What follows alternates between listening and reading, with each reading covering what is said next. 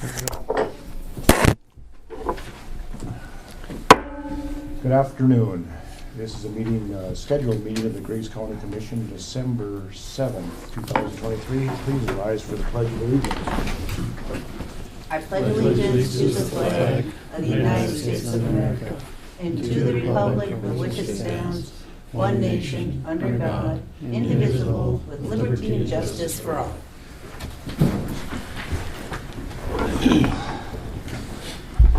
Thank you. We'll move on to the roll call. Avriel. Here. Tranby. Here.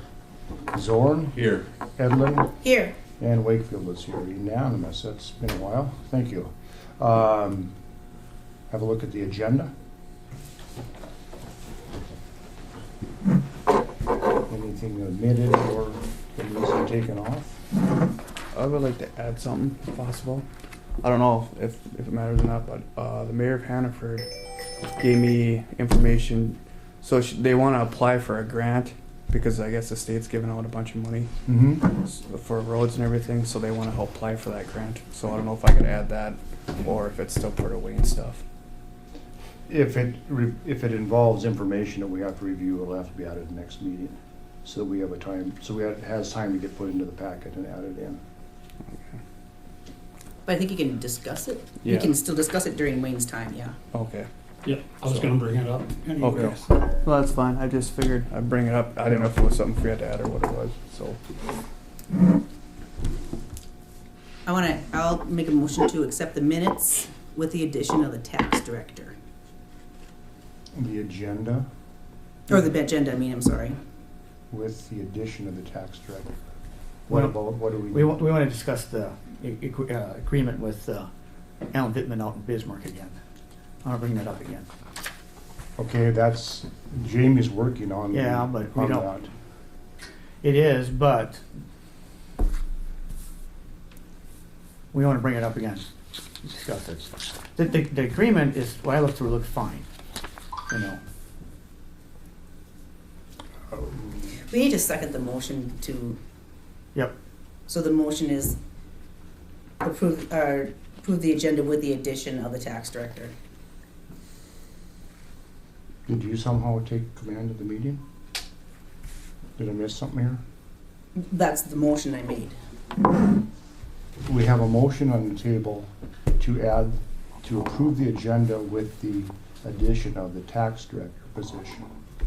it's Do you have any, I guess the contract, you know, with Vittman out in Burley County on the contract, you know, discuss it, okay? That make any sense? it doesn't, but we'll put it on there and then we'll. Okay. Do we have a second to that? I'll second it. Any further discussion? Any further discussion?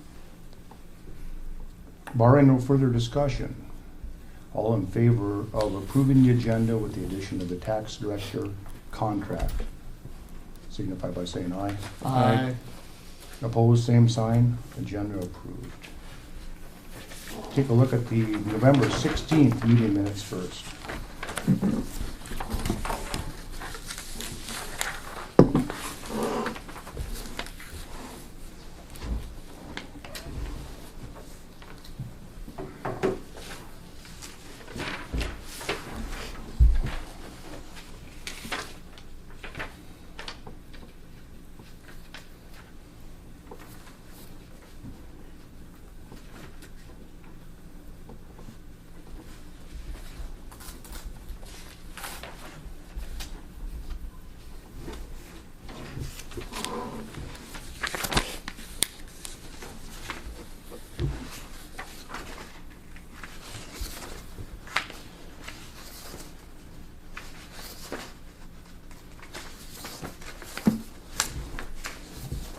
I make a motion to accept the minutes and dispense with the reading. The November 16th minutes. Oh, and the 21st minutes. Okay, we were just looking at the 16th. Okay, the November 16th minutes then, sorry.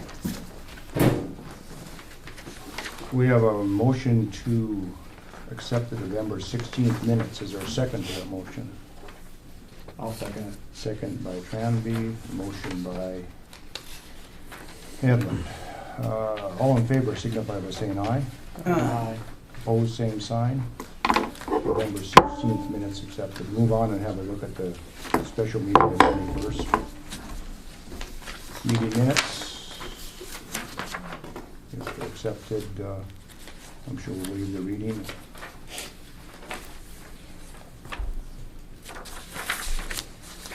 I'll make a motion to accept the November 21st minutes And dispense and with dispense the, with the reading. we have a motion from Edlin to accept the November 21st special meeting minutes and dispense with the reading. Is there a second?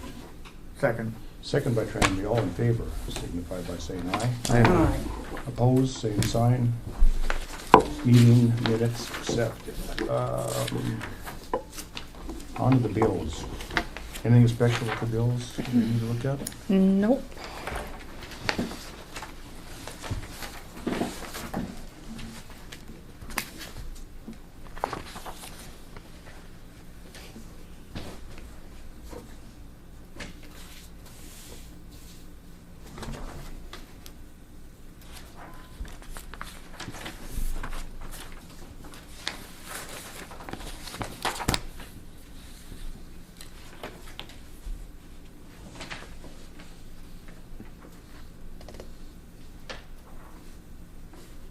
I'll make a motion to accept the invoice, the bills, the invoices. Motion by Edlin to accept the bills as presented. Is there a second?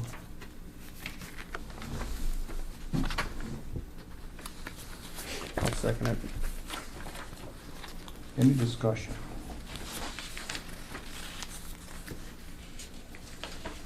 So we're gonna have to have a discussion here shortly on the sheriff's department. It's way, way over budget. Start thinking about what we're gonna do there, because I'm not really sure what the answer is. Okay. But that's gonna have to be, How much we over budget by? 10, 15,000? no, it was 20-some thousand 20. last. Bob was supposed to present us with Okay, an estimate of what it's gonna be over by the end of the year, but that hasn't happened yet. okay. I would assume that we're looking, assume just extrapolating that we're looking at a $60,000 or $70,000 overture.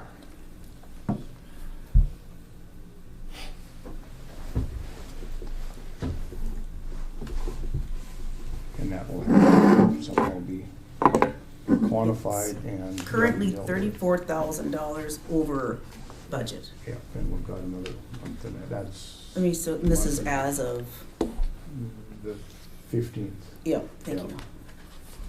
So that's what I mean, I think it's gonna be in 15th of November. yes.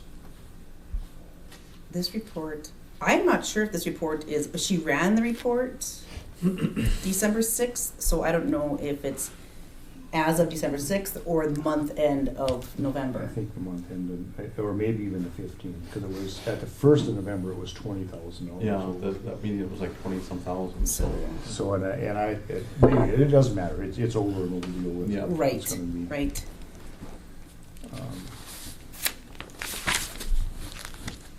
Okay.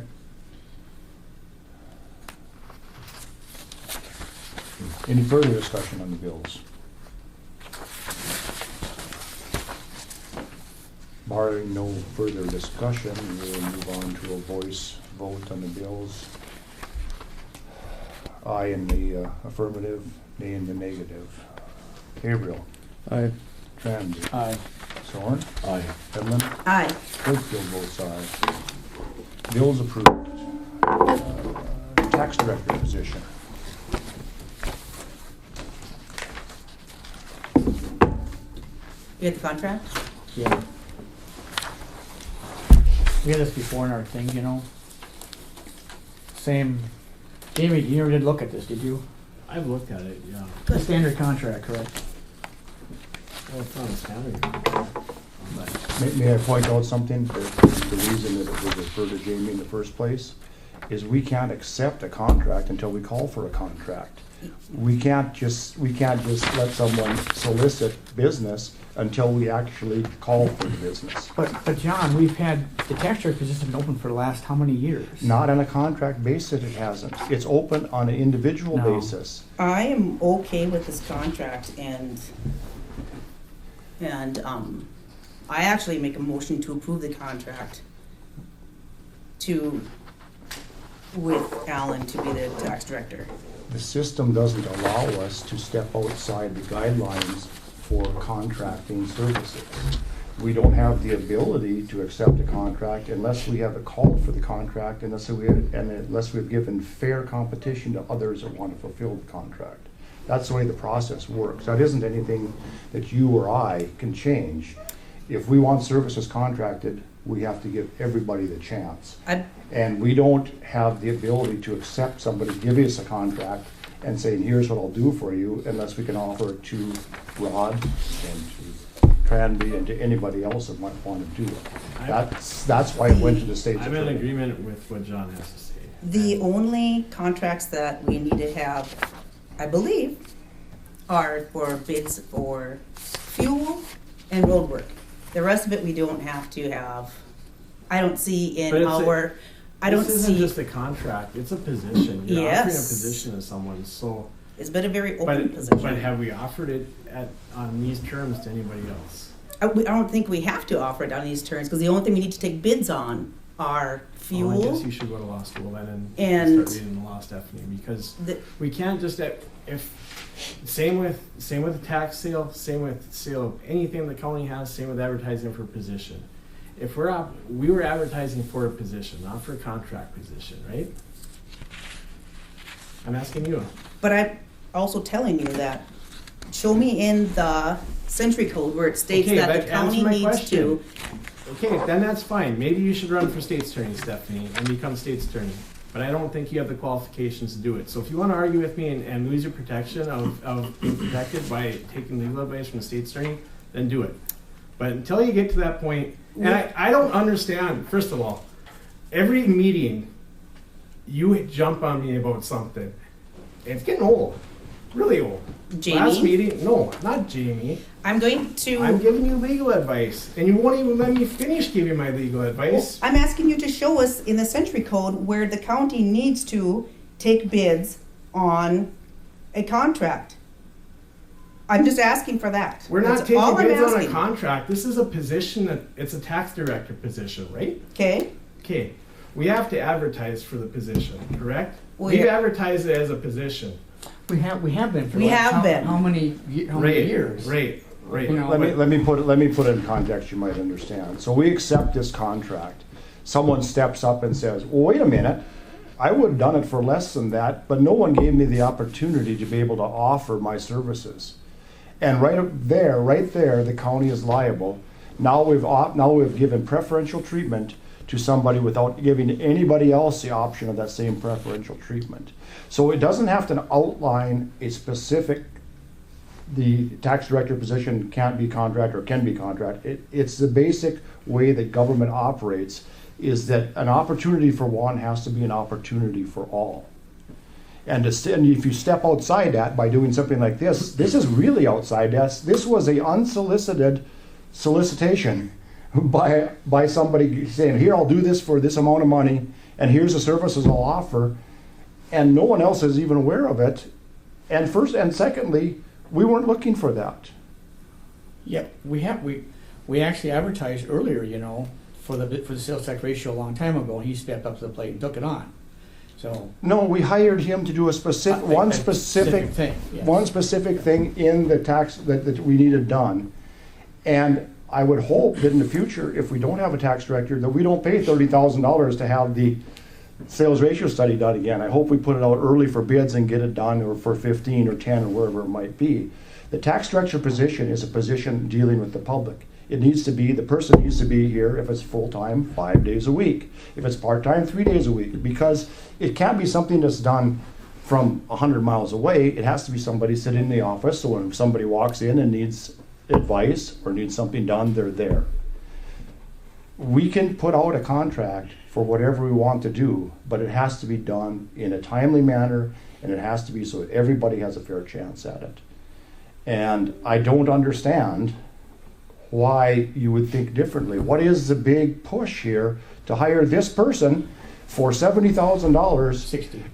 without giving anybody else the chance to step up, or without any input from the people that are supposed to be managing this, the county commission, looking out for the taxpayer? Why would we allow someone to step into this position without having them on site? Why? How can that happen? That is, the tax director's position requires dealing with the public, and the public isn't going to his place of business to deal with him. So this tells me there's an ulterior motive to this, and that's disturbing. No, it's not. We're trying to do the right thing here, John. We're trying to get. How is that the right thing? The state's attorney tells you the right thing. The practice of government tells you it's not the right thing, and yet you think it's the right thing. That goes against logic. The right thing to do as a county government isn't just to allow someone to step in and say, I've got a contract for you, let's hire you. The right thing to do, we have terms of the contract, we can advertise, and if no one else answers the contract, maybe this is the right answer.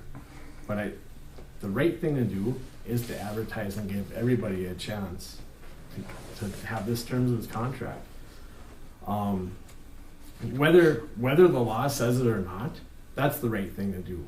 Just because the law doesn't require us to do something all the time, doesn't mean that we can go ahead and do it, and that's not the right thing. That's how we ended up in this building mess in the first place. So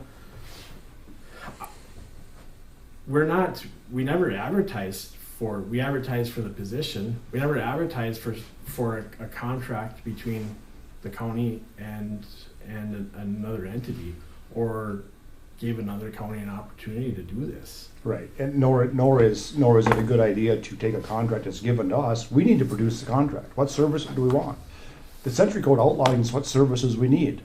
Now, we can do that on an employee basis, or we can do it on a contract basis, but we don't let the contractor or potential contractor set the terms of who we're gonna hire. We set the terms. Again, there's an ulterior motive to this between you two, and I don't know what it is, but I don't like the idea of it. I would like to have a tax director, and we have the opportunity to have one. And your So purpose, I'm making a motion to accept this contract with Alan Vittimer. as it states. against the advice of the state's attorney. Like he said, it might not be the law, but Against it's, the advice of the state's attorney. We have a motion by Edlund to accept the unsolicited contract of Vitterman. Is there a second to that? I'll second it. All in favor signify by saying aye. I, Aye. Opposed, same sign. Aye. Motion fails. Thank you. So if we can all just talk a little bit, I'm not saying that we don't need a tax director. and I'm No not saying one that said we that. don't need, that we can't have this contract with Ellen. What I'm saying is that if everything is equal, no one applies, no one offers to contract with the county at this point, then fine, we can go ahead with a contract with Ellen.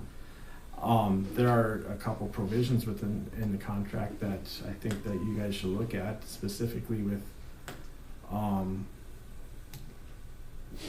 the teleworking for everything. I've been in a situation where I haven't had an assistant, so my office hasn't been filled all the time, and people in the county are not very happy with being in a position when they don't have someone there to answer questions. So if people have taxation questions and we don't have someone in the office, but we're paying someone $60,000 a year to fill that position, and that's county money, I think you guys better strongly look at that. Because that's what we're paying people to be here, including myself. I'm here a couple times during the week, and during office hours I have an assistant that's here because people come and ask questions. The sheriff's department has people here because people ask questions. The auditor's office, I think that we owe the citizens at least a live living person in the office, because tax director is a position that deals with the citizens. So I think you need to strongly look at that provision in the contract. there's no hours of service in the contract. When I took the position, there was hours of service for me, and I'm an elected official, and I still try to follow those hours of service. Everybody else that works for the county has an hours of service. Everybody else that works at the request of the commission, they all have hours that they're supposed to be here. They have to punch a time clock. That's another thing that I would recommend taking a look at and changing that provision. I guess the rest of it, he's following the law, following duties. I think we should put the specific duties of the tax director inside the contract. There's a couple of things that I've seen in the contract that I think we need to look at, but I guess there's kind of a CYA to you guys. I think you need to make sure that you have a person that's here, because that's what the citizens are paying taxes for. That was the one thing I saw, and I'm completely against having an unsolicited contract, having someone else write the contract for the county commission. If we want to do it contract services, let's do it the correct way. But the other thing that needs to certainly be in the contract is accountability. This position is not a standalone. The tax director doesn't make any decisions. They make recommendations to the county commission, and the county commission either approves or denies those recommendations. They cannot act on their own. And that's very, very specific in this injury code. So that needs to be within this contract if we're going to do it that way. I think we should more aggressively advertise for an employee position, because then we will have someone on site. I don't think we're going to get a contract person on site, and so thusly I don't think we can have a contract person. What he's looking for is his job out there and his job back here, and nobody here to do the job here. Well, if we're going to pay the money for a tax director, we need it to benefit the citizens, not harm them. And the benefit would be helping the senior citizens, helping the disabled, helping people that have property that's overvalued. All those things that will reduce taxes and make life more livable for the citizens of Griggs County. Not raising valuations, not doing all the other things that a tax director can do that harm the citizens. We're supposed to be here to help the citizens, not harm them. And anytime we raise taxes, we are doing harm, we're not doing help. And you sit there and with a smirk on your face, but you don't pay many taxes. So you don't feel the pain that some of these older people feel. And I'm getting a little bit, John. I'm getting a little bit upset about the fact that you just take for granted that everybody can just come up with the money and dish it out. They can't. There's people, when we raise taxes, there's people that now have to make the decision between having their heat at 65 or at 60, or between eating macaroni and cheese or ramen noodles, or worse yet, maybe not even being able to afford some of their medications. This cavalier attitude of, oh, well, it's only $20 here and $20 there and $40 here has got to come to an end, because that's doing a disservice to the people that we are supposed to be looking out for. And it's sadistic. So is there joy in causing other people pain? Because that's what's happening here. So you would rather risk not having a tax director again in Griggs County, which we need, than bringing somebody in at all? Absolutely. What is the downside to not having a tax director? You tell me what the plus side is about not having a tax director. No, the downside. The plus side is we haven't had a tax director for quite some while, and until you intervened and turned in fraudulent report, we were going along just fine. Okay. Hey, she did not turn it. Okay, regardless what's going How on. did it get there? Hey, regardless what's going on, we need to just calm down. How did it get there then? But it doesn't matter. It doesn't matter. Hey, it doesn't matter. It doesn't matter. It's in the past now. The main thing is we're trying to get it fixed. That's the main thing. That's exactly right, and that's why the state's attorney gave us the guidance on what we need to do. But any finger pointing in what's going on, which we're doing, we got to quit doing that, because all that is pissing off the citizens too. So the thing of it is we just got to move on, figure out the issue. That's what we're and doing. Get it straight. But we don't need to sit there and point fingers and accuse everybody on what's going on, whether they made a mistake or not. Oh, now it's a mistake. I think it was intentional. Well, it doesn't matter what you think or what they think or whatever else. We Yeah. can't sit there and point fingers and accuse. We can't, because it's not going to solve anything. It And you doesn't. know that, John. Back up. If an action's taken place and the citizens don't know about it, they deserve to know what. Yes, I know that, and why they but got in the you position sitting they there got in. pointing fingers and accusing and making It's not names an and statements and whatever. It's not an accusation. But is it a doesn't statement of- matter. it's a It was in the statement of past, fact. and we're working on trying to get it fixed. And that's exactly what we're doing. That's Yes. why we're trying to hire a tax director. But all of a sudden, sitting, going after her or whatever else is not helping the issue either. That's the point I'm that is making. your opinion. No, that is a fact. That's your opinion. That's a fact, and that's backed up by about every freaking citizen in this That's a county. fact. No. It's a fact that report got sent in. That's No, it's a fact that you're sitting there pointing and attacking her over it, and that Absolutely. doesn't solve anything. Absolutely, she shouldn't have sent it. It doesn't matter. You don't need to constantly batter her and attack her over it. That's your opinion. No, that's a fact. Fact, John. That's your opinion. No. It's just like him going after her saying, you can't sit there and point at me and go after me every single meeting. Whether it's happening or not, it doesn't matter. It shouldn't be happening. We shouldn't be pointing fingers at each other and attacking each other, because that's not solving any issues. This is a debative committee. That Yes. We are supposed to do exactly that. We are supposed to bring up every point, good or bad, and arrive at a decision. This is not supposed to be, okay, well, sorry, we glassed that over, now we forget about that. This is debative.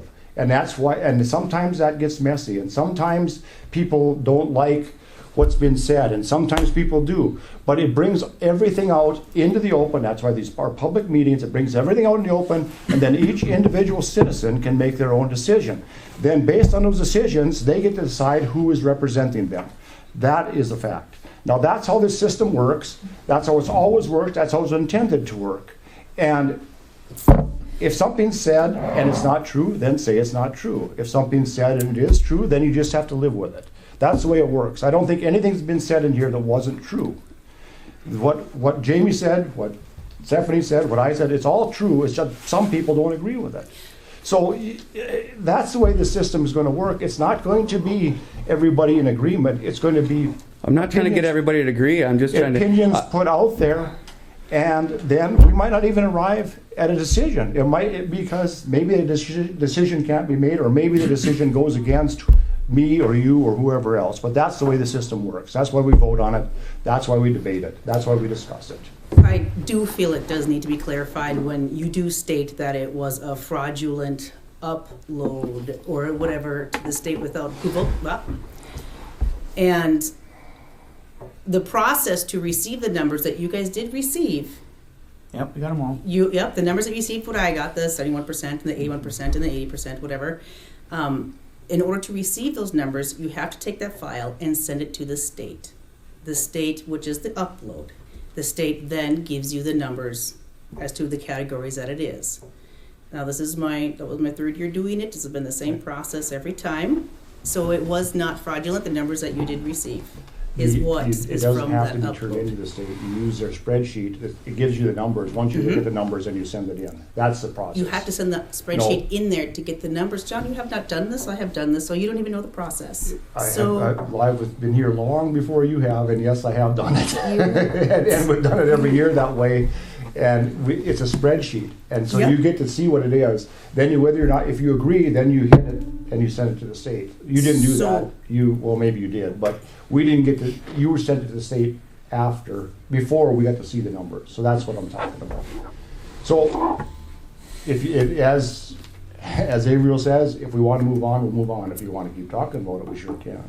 No, we need to discuss this. The tax director does need to be done, and I think it'd be a disservice to the community if we did not have one. Whether they are here or not, I think any tax director would be better than no tax director. That way, as long as it states in there, he is available. But now we do a lot of business today virtually. Virtually, on phone, by emails, everything else. So he would be, you can contact him. It doesn't necessarily mean he's in the building, but. I disagree, but that's fine. We're gonna wait for the contract. We're gonna wait for Jamie to bring us something. Yes, at the when next are you meeting. gonna have the contract to us, Jamie? Well, so what terms would you like changed, I guess? could draft the contract and have it for the next meeting if you guys want.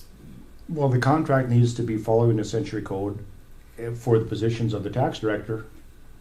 And I'll As a add- contract I position. think I'll add that, I mean, That's what we're looking for. 60,000 fine, no hours, no attendance in the courthouse. What do you guys want? I don't think attendance is mandatory as long as they get the duties done and they're available. Well, the duties require them to be here. The duties require them to meet with the, have you read the duties of the tax director? Let's do that. As long as they're available for the citizens. Have- We haven't had one for many years. I don't Have know, you do you have read- citizens have you- lined up at the door Yep. for help? No. I don't think we have By phone. Most of it citizens. is by phone. They usually call and that's about it. We don't have many people stop in for wanting to see the tax director.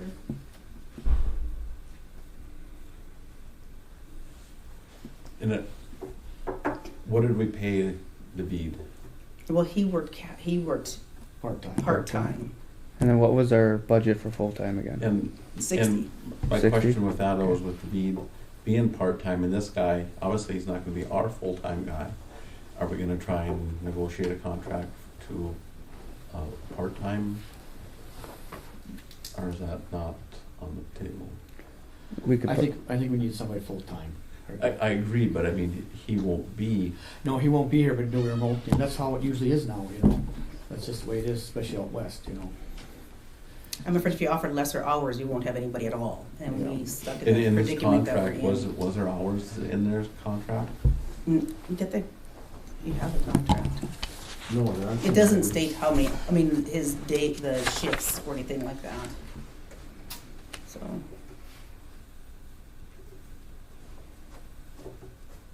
So we're paying by duties more than anything and being available when we need him. I guess as long as he's there to take calls and emails. Mm-hmm. Well, the thing is, these, we need someone with experience, you know, this guy does. You know, he's been doing it for many years. You know, we need help in this department. So, And there's a lot of years of cleanup.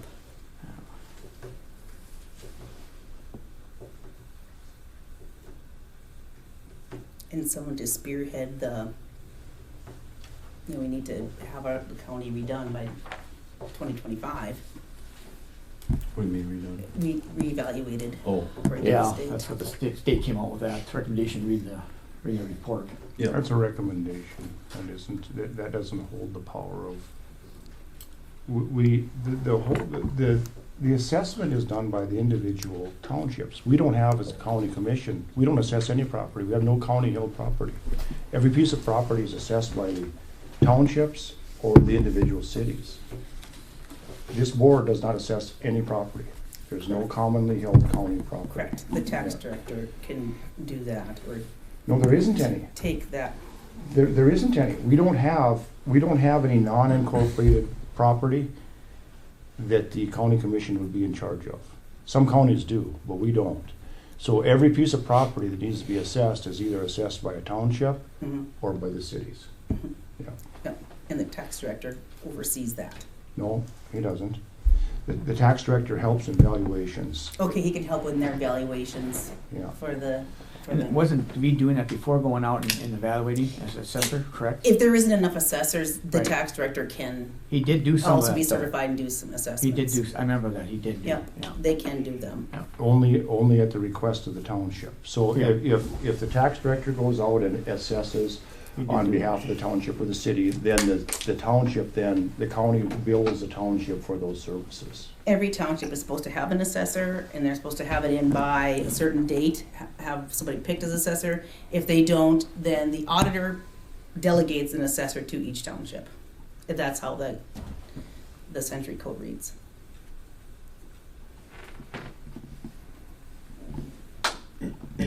Yeah, we don't even really have an assessor around. We only have, was it one, or, We got .1. yeah. And of course, that's because the state changed the rules and regulations. We had an assessor for each township and the city, but the state changed the regulations during the last oil boom, and it required massive training. And for the amount of training that had to be put in, no one wanted to take the position. So that basically, we're not in the only county in this position. A lot of the smaller counties are in the same position. So then, the assessors for each individual township don't have the power either. They still are empowered by the township board. Township board makes the final decision, the city council makes the final decision, and that's where the assessments come from. So, the other duties of the tax director that aren't named in the century code are just thrown upon them. They're not actually duties. The duties of the tax director are to assist the assessors, period. And that's what the century code spells out. So we can have this, put it on the next meeting, and we can sit down and figure out what we want to require for duties. But the duties are laid out in the century code. I think everybody should read that before we even go through this. There's a perceived notion that everything in the county that isn't being done is somehow the tax director's job, and that's not the case. All these duties were done long before there was a tax director. They were done by the auditor and the treasurer. And the tax director just came into being to help out the assessors. The only duties that were assigned to the tax director after they came on board were that of the trailer house, taking care of the trailer house permits and the sales for the trailer houses. So there's been some misconception on what the duties of the tax director actually are. I'd like to see it mirror what Alan has on his contract. Since he is a tax director and knows the duties he needs to do, or what needs to be done for the county. Again, the tax director works at the pleasure of the county commission. The county commission decides what needs to be done for the county and instructs the tax director to do those duties. Okay, again, I'd like to mirror what he has on there, since So you want That to would be- just cede the duties of the county commission to a contract employee that doesn't even live in the county and let them dictate what the citizens are going to have to pay or their valuations. Does that make any sense to anybody? To me.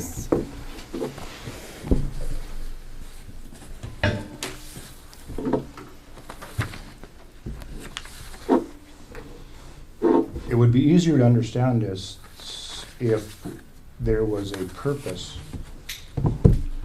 a clear purpose for what you're trying to accomplish, how it was going to benefit the people that we represent. But so far, no one has come forward and says, well, by having this tax director or that tax director, the citizens are going to benefit. If that's the case, then please tell me how the citizens are going to benefit. I can show you over and over and over again how the citizens are going to be affected negatively. I understand you like not having a tax director, and you're okay not having one, but I feel we need to have a tax director. Just for the sales ratios and the homestead credits and the VA things and those duties. And to help the assessor in the area and in the townships. That would be great. Again, where's the benefit to the citizen to that? I don't know, having it being part of the century code, stating we need to have one is kind of nice to follow the century code that's dictated to us from the state. So you'd like the state then, so why do we have county government? Why do we have township government? Why do we have city government if we're going to secede to the wishes of the state? Why should we pick and choose what century code we follow and which ones we don't? Why should one township have the same valuations as another township? Why should one county have the same valuations as another? Why should one city have the same valuations as another? Isn't the whole purpose of free, independent living the ability to live and work and start a business where you want? So states compete all the time. We have cheaper taxes in Oklahoma than we have in DC, so businesses locate to Oklahoma.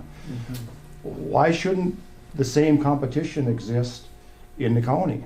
So maybe Romness Township has cheaper taxes on a commercial business than Helena Township. and there's a business that wants to start in Griggs County, why shouldn't that business be able to go to the place where it be taxed cheaper?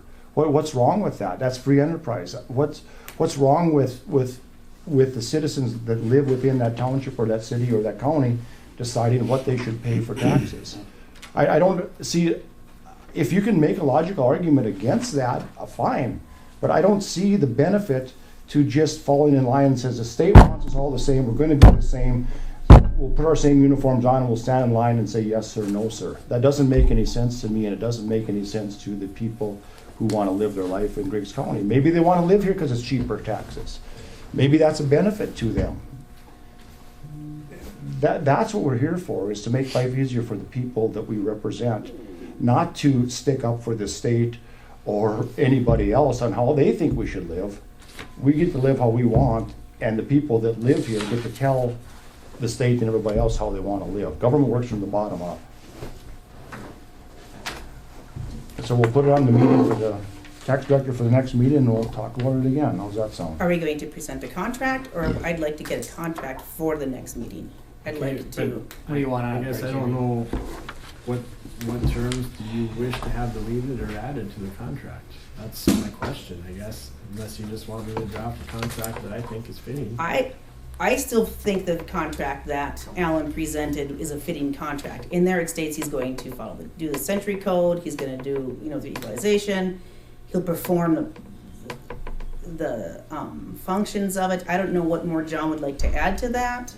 I don't want to add anything to it. We cannot use a contract that's been solicited to us then as a basis for trying to hire somebody. He put forward that contract. That would be like any other business saying, well, here's, I'll do work for you, here's the contract I'm willing to work under, and then having that contract spread out to everybody else. Maybe some other terms that somebody might come up with will be more beneficial to Griggs County. What we need, if we want a contract, it needs to mirror what the duties are via the century code and what our wishes are.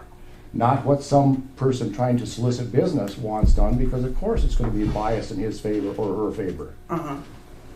I understand. And so the century code lays out what the duties of the tax director are. And in here, you can sum it up and say, I mean, you don't need to use word for word verbatim, but he does cover the duties of the century, from the century code. Again, his proposal is going to be biased in his favor. We need a non-biased proposal. When we advertise for the tax director, we don't tell people. What do or don't you like of his? You don't like the fact. I don't like the fact that it was presented and that we would use something that we didn't solicit, and that it was. Okay. It could be beneficial to him and detrimental to somebody else. Okay, and you've read this in full. I've read it, yeah. Okay, what part of this? I just told you the fact that he presented it. The fact that he presented it automatically presents a bias. Mm-hmm. Was there duties in there that you wouldn't like to see on the other one? What duties would you like to see and not like to see on there? For the fourth time, we need, if we want to do it on a contract or an employee basis, we just need to spell out what century code in the. Jamie would like some guidance. That's what I'm saying right now. We need to spell out what the century code gives the duties to the tax director, and whether it's contract basis or on an individual basis, that's what we want. Is that enough information for you, Jamie? Or are we looking for more detailed? What do we do when we advertise for a tax director? We refer to the century code. Here's the duties. But also within an advertisement for position, you have the hours a person works. Oh, absolutely. But not all contracts are hourly. I mean, you work 8 to 5 Monday through Friday. It's a contract. So you want to do the duties. So do you want to go back to him and ask how many hours he's going to put into it? Is that what you want to do? Well, is that the idea? I think you guys should have so many hours that he's going to spend. I mean, you should have some availability, office hours that at least he can be contacted by people. I mean, the contract says this correspondence the contractor agrees to answer questions to the best of their ability. From the county, public, and state as it relates to tax equalization, this correspondence will be done via email or telephone, may routinely occur after business hours. So is he going to be available when people come to the courthouse to ask questions? I mean, yeah, so I'm 42 years old and I live with a smartphone in my hand and carry a laptop around, but my 75-year-old dad cusses out his smartphone and refuses to answer text message. There's a lot of 75-year-old people here who are eligible, who I'm guessing are probably in the same position of my dad, who cuss out their smartphones and don't carry a laptop along their side. And they don't have the ability to contact the tax director when they're filling out their tax exemption for every person that is an older person or a retired person that's eligible for that. So is he gonna be calling a 80-year-old lady at 9 o'clock at night to ask her some questions about her application? I mean, I think these are some serious I questions. agree with that, but can we put some more specs in the Yeah, I mean, contract? and that's what I'm looking then ask him for you guys. What kind of hours, Yeah. what hours he's I mean, available, number of I wives. think that's. I'm not doing this to be obstinate. No, I'm doing it because I have a serious concern that, yeah, we don't have a tax director now, and those questions probably aren't being answered. But if we're going to pay $60,000 to hire someone to do that, and if we have people who are citizens and taxpayers asking questions of our tax director, they should be available to answer those questions. So I think it's a legitimate question. I'm not, like I said, I'm not doing it to be a jerk and to be obstinate to you guys. I think that there should be some requirements in there that say he's gonna at least have office hours or be available, other than what may routinely occur after business hours. So I think that we need to have some hours. We need to have some hours that he can be available for people to ask questions. I think that would be a concern of mine, and it would be, I guarantee that you guys would be asked questions in the public if you guys hire someone without having those kind of questions answered and asked in the contract.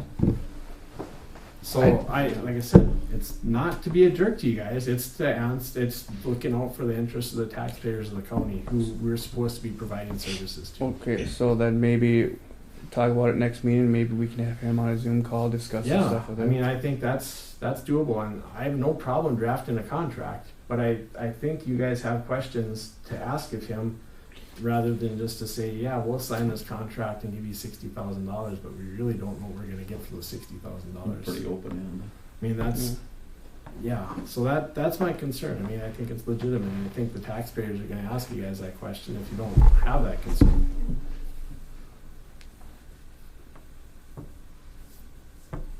So we're gonna enter negotiations with somebody that we don't have a contract with without giving due notice to to anybody else that might wanna have the same privilege. Well, I mean, that's another question. We advertise it for 2 weeks and see if anybody else wants it. And in order to do that, we need to have the terms. And So- I don't think the terms should be any different than if it's a contract employee or if it's a hired employee. I think the terms should be the same. If it's a full-time employee, they're here 5 days a week. If it's a full-time contract employee, they're here 5 days a week. I don't think there should be any difference. What would be the difference if they're a contract or a full-time employee? We haven't been able to get somebody here for 5 days a week for years. We haven't been able to get anybody to fill a position The difference since is now you're, so now we're, 2015. again, Do you think somebody's gonna wanna take a contract when they have no benefits at all and get $60,000? Or do you think somebody's wanna work full-time in the building, which we've been advertising for, no hits, for $60,000 with benefits?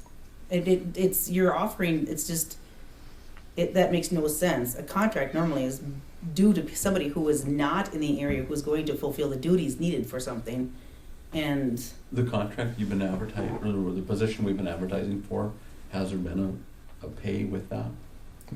and it hasn't been very aggressively ever. I think we should back up now that we have a $60,000 or whatever the budget is, and more aggressively advertise that.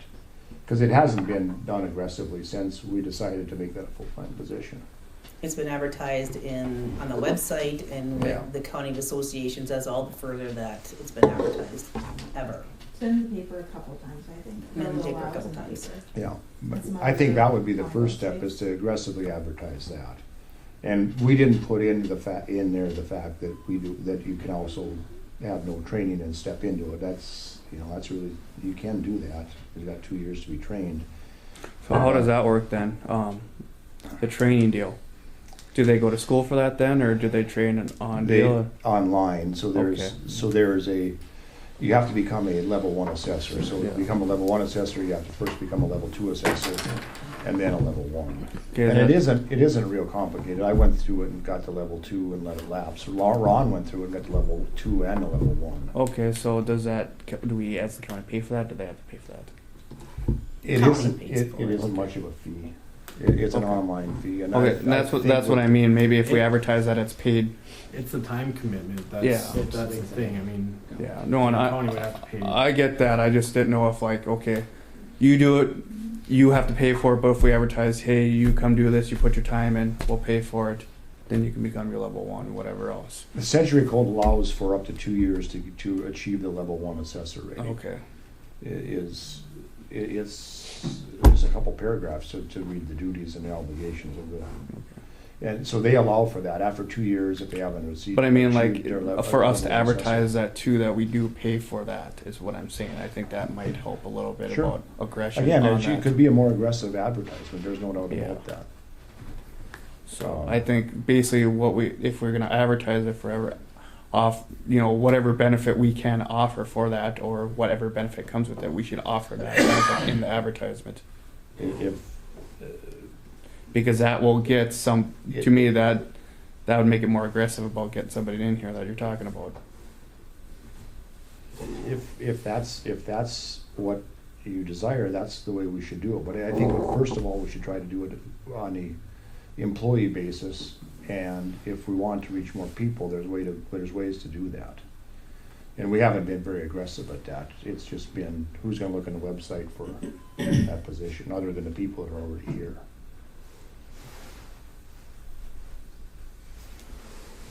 Association Counties, that's a pretty big newspaper that comes out, right, Jamie? It's Website? online. Online? Yeah, it's online on the website. Online, yeah. There's a lot of hits on that, is there not? She did advertise on Facebook too for, I'm not sure. but I think Oh, it yes, more needs to target the employment, That's what I'm saying. the employment agencies, the headhunters, that kind of thing. Ideally, you'd find somebody locally that wanted to do it, but that's not, in today's environment, you can't get anybody to do anything. it was really sad when Steele County's tax director left and they already had somebody to replace him. I was like, are you freaking kidding me? You guys already have a new tax director after one leaves and we can't even get one in Griggs County. I was like, that's so, something's wrong. But, yeah, there's,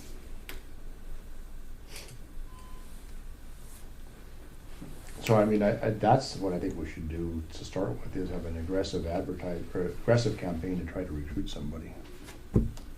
Okay, is there any way we could do that and do that on employment or Viva contract, or do we just do an employment and that's it?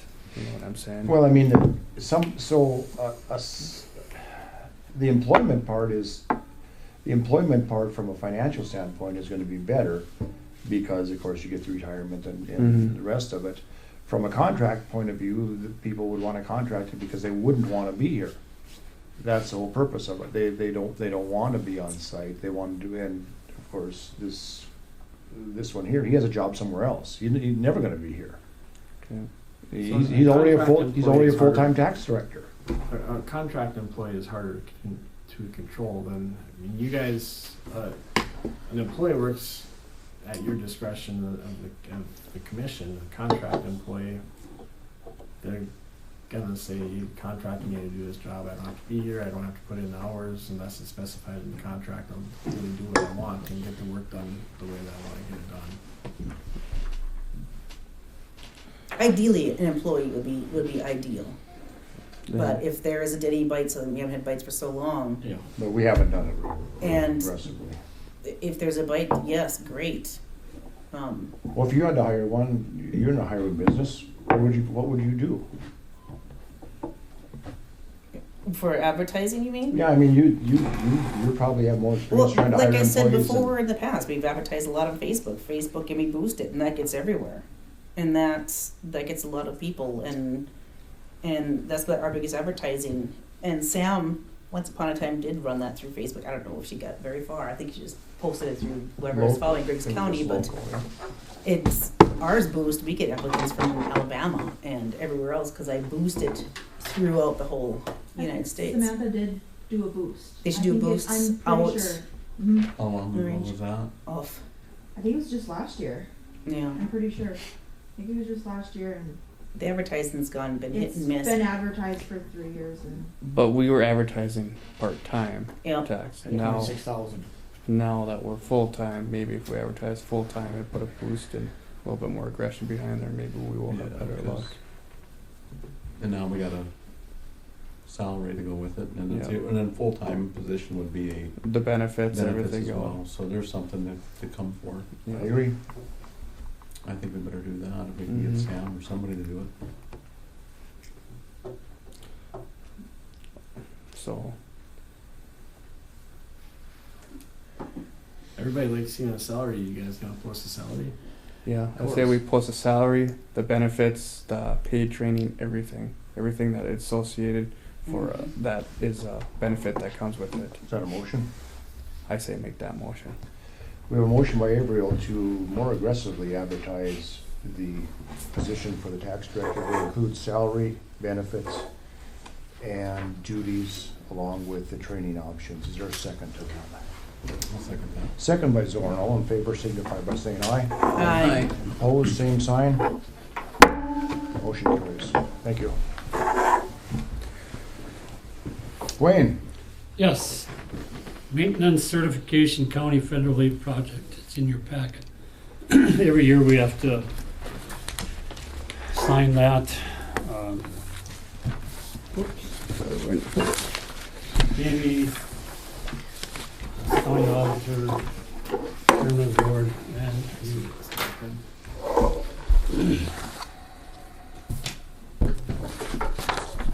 it just says that we keep up our federal aid projects, or roads the best we can.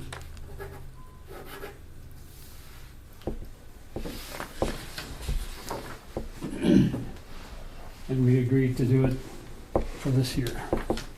so we'll need a motion by the commission to sign the maintenance certification county federal aid project. Do I have So an moved. amendment of motion? A motion by Edlund. Is there a second? I'll second that. Second by Zorn. All in favor of signing the maintenance certification county federal aid project documentation, signify by saying aye. Aye.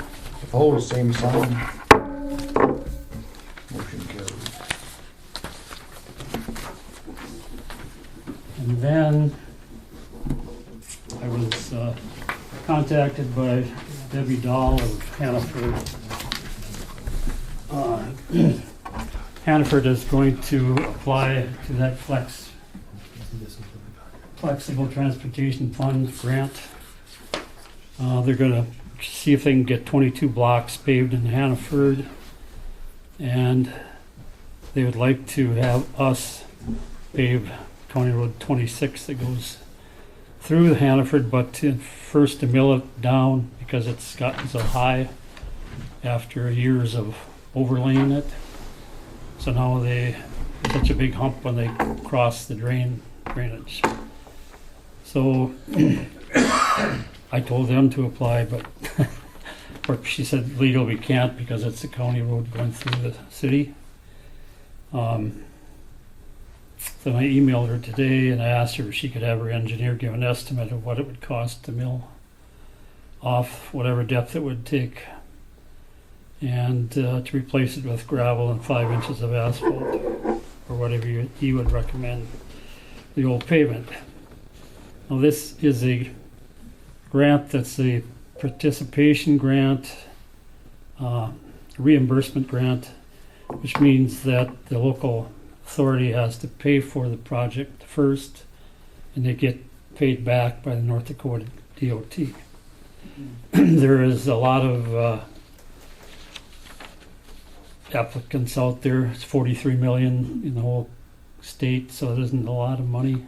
It's going to be, but it doesn't hurt to try, and we can do more than one project. I am also putting in County Road 8 to raise the grade up a little bit more, and then I don't know if we'll be able to pave it with the same project or not. I talked to Paul Bjornson today from KLJ.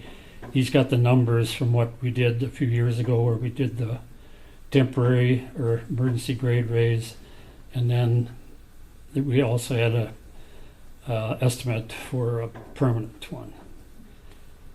So that's got to be in by the end of December. I guess I would probably need your permission to with the Hanover part. Anyway, I think we already agreed to do the. Is there a financial obligation on the county's part? It's a reimbursement, so it'll be 100% reimbursed if it's chosen. You get so many points for if it's a connector road, which County Road 8 is. County Road 26 connects to the elevator over there. If it's safety, it's another 15 points, I think. And so it would be up to you if you wanted to. And if we don't get it, at least we tried, she said. So again, there's if we We apply, allow there's no- this to the grant application to go forward, we're not obligated to anything unless it's accepted, and then it's 100% reimbursement. Do we need to make a motion on that? Yes, please. I make a motion then. What's the name of the project? That one would be Hannaford, County Road 26. Would be that. There's no project number for it, but the one through Hannaford would be just County Road 26. So we have a motion by Edlin to move forward with the Hannaford County Road 26 grant program. Is there a second to that? Then there was 8 on there, or did you already do that? Well, we talked about it, I think. Okay. I don't know if we have made an actual vote on it. So should we put that in with it then? Well, let's keep Yeah. it separate. Okay, Yeah. keep them Can do a separate. separate vote. Okay. Yeah. Because Hannaford still is going to apply for the 22 blocks Okay. to be paid. So again, we have a motion by Edlin to put forward a grant application for the County Road 26 paving. Is there a second to that? I'll second it. Second by Averill. All in favor signify by saying aye. Aye. Aye. Opposed, same sign. Motion approved. Now we need the same motion for County Road 8. And this would involve a It would involve, build up and pavement. Grade raise, yep. Okay. Is that the one that's Riprap and- really bad, or is that the one that you guys just kept building up over the years? It's, well, it's gravel. You hit pavement, you hit gravel, you hit pavement. Okay, but you guys built it up like a couple We miles. raised it up a couple feet, And then 3 you, feet. okay. But in order to pave it, you have to have it wider Yeah. because you're going to go up. And that's the same terms, it'll be 100% reimbursement again. Yeah. So we'll need a motion if you desire to raise the grade, widen and raise the grade on County Road 8 and pave it. This is 100% participation grant, and we're just sending in the application. I'll make that motion. Motion by Zorn, second by I'll second. Tranby. All in favor signify by saying aye. Aye. Opposed, same sign. County Road 8 grant application approved. Okay, because we had talked about maybe using the prairie dog money Mm-hmm. to do it. But if we can get this, Mm-hmm. yeah. I think that's all I've got, I think. Okay, yeah, and that's, you wanted, I know there was that one, Henry Road too. I don't- Yeah, that's the one. That's what we're talking That, about. it is that one? Okay, the that's one. what I Yeah, wasn't that's sure, the so, one. Yeah. okay. Yep. Bob, Yes, sir. Sheriff's Office update. Okay.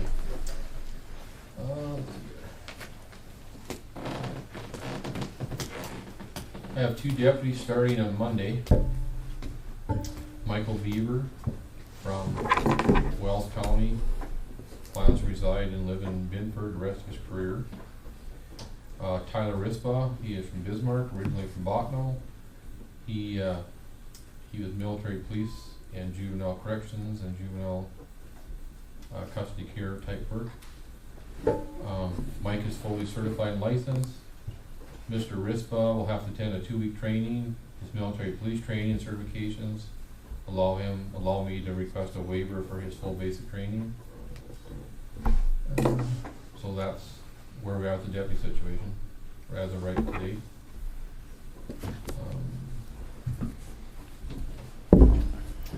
planned to be done December 31st. I just had foot surgery on Tuesday. And I'm in a boot till sometime in January. Let's see. I would ask if the commission would approve me to buy a quality clothes rack so I can hang uniforms and equipment on instead of having it stored in closets around the courthouse and in plastic bags. Sort that out. It's $116. And I guess the last thing would be if you want to discuss appointment of sheriff and what plans are there. Of these two gentlemen, we'd have to appoint one of them two to be sheriff? That would be the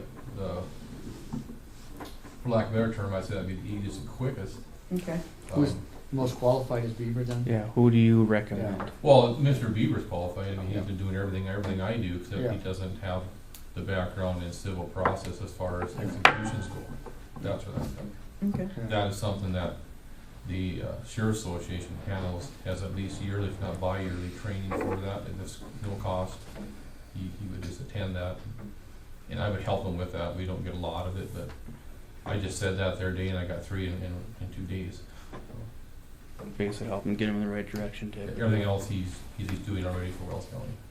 Okay. How many years' experience does he have? He's just shy of 10. Okay.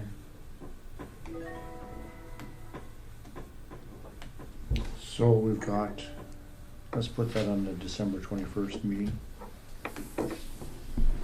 Because we have. Oh, we- for the for the sheriff sheriff thing? position, yeah. Yeah. We have to appoint somebody, correct? When Bob is resigned, we have to put somebody in his place, right? With Century Code, right? Yeah. Yeah, Quite there's a few no- different options, but yeah. Yeah. Your only options you really have, Yeah. you can appoint someone with experience, you can appoint a resident that's a qualified elector, and they would have X number of years, up to 2 years to be fully trained. You have to make a verifiable movement towards being licensed within the first year, and you have to complete that license after your second year. Okay. Yep. And we have a bunch of different options on how long we appoint. But we usually. This will be We appoint somebody now, in the, say January 1st, then you have to run in the primary and general election, correct? we have No, to we have could a call for special. we could call for a Special, special yeah. election, we could wait till the next scheduled election. That's what I'm saying, the next schedule would be next Yeah. year. Or we could call for a special election, Yeah, well, either Is one. that, the special election would be this next election, correct? no. No, you could Oh, actually have an difference. election outside of the Oh, I scheduled see what you're election. So saying we now. could say, Okay. okay, we're gonna have a special election for the sheriff's position. Okay, I see what Like I you're did with saying. Bob, we appointed Bob, then he had to run the next year, you Yeah. know? But I mean, that's the options, you can do it either way, I think, isn't that correct, Jamie? Right, so if waited until November election or went through the primary, it would be for the unexpired term, so it'd be for 2 years, and then they'd have to run again in 2 years. Oh, yeah, okay, so if they run, Bob, you got 2 years left on yours, correct? Yeah. So okay, I see what you're saying, yeah, okay. The fair thing would be to have the person run this next election. Yeah, that's my That way the opinion. citizens can ratify your guys' decision. Yeah, Mhm. You know, the citizens put you here to make these hard decisions. that's So what that you makes use. sense, you know. Yeah. Yeah, or you could speed the process You up speed and it have a up too, special but, election also, yeah, yeah. It'd save us, well, money-wise and time, to save us some money to have a special election too, right? Yeah. You follow me? Yeah. Yeah, And then, expense. so the next meeting, can they come next meeting and Yeah. Yeah, they'll be working, so they'll be. yeah, present a case a He'll be little here, bit, I'm sure. little bit on their side too. Okay, Your clothes rack, why don't put the invoice on the next, in there, and you can. Do you have an invoice written up you can put onto the next month's bills in 2 weeks? An invoice? Yeah, I so we would- can add I it to can our put a bills. proposal on it, I haven't bought anything yet. Yeah. I was looking for the commission to approve it as a courthouse piece of equipment or a asset. There's nothing in my budget to buy a clothes rack, and it's never gonna leave the courthouse. We got any It's not a money? consumable, I mean, it's $160. Right. Yeah, and we got money in our general fund for that? And we can do that outside of the bills that we already did, so we can approve it right now. Well, I know it's not a bill, it's a proposal. Proposal. Proposal. I'd like to get the stuff cleaned up and put away, so we can clean out that room these next 2 weeks. I inherited a disaster, and I'm not gonna leave it a disaster. Can we take the money out someplace else temporarily or? There's a lot of expenses in the building. Water account? Well, I can get it purchased, I just want approval to get it purchased, so you guys can approve it on a credit card bill. You gotta order it from Amazon, there's nowhere local to get one. Yeah, It's just a simple clothes rack with wheels that's built, will hold the weight of the stuff we have. yeah. I could buy something at Walmart, but it'd fall apart. There's no point spending taxpayer money on something like that.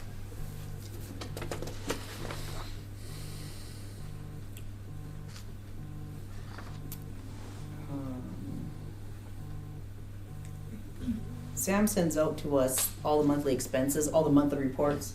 So we have like the monthly expense reports. So in the monthly expense reports, on the bottom line, it'll tell you, it broke down per department and then per expense line, you know, to see where things, what is balanced or what is still available. But It'd be an FF&E expense, furniture, equipment, Yeah. whatever. yeah. I'd say submit the invoice and we'll get her done.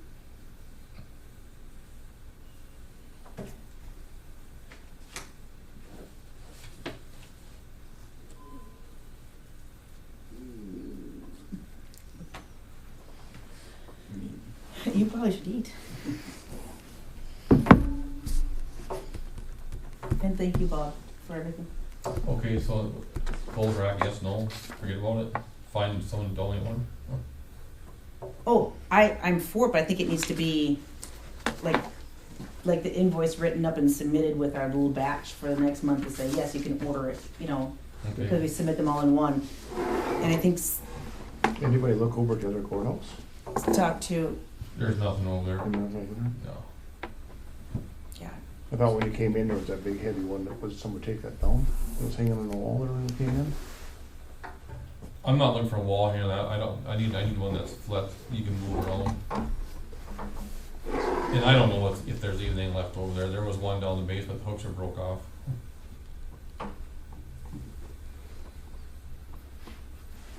So, we need a motion to do that, I'm guessing? I don't know. I'm just saying it's $116. Yeah. I'd like to get this done Yeah. so I can move forward.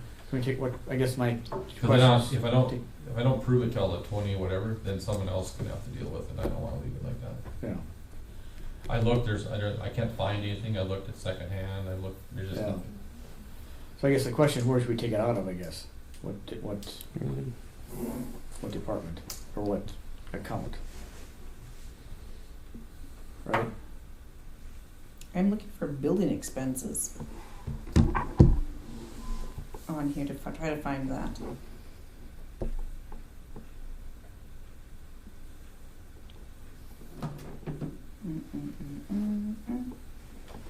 Chelsea, what are my building expense codes? Do I know on the top of my head? Now I'm going into the.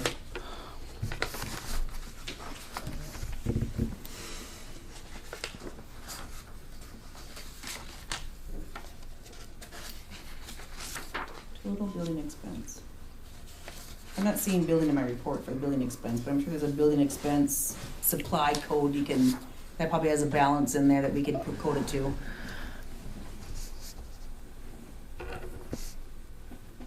Cause I'm down to coroner, sheriff, publishing, printing, utilities, non-departmental expenses.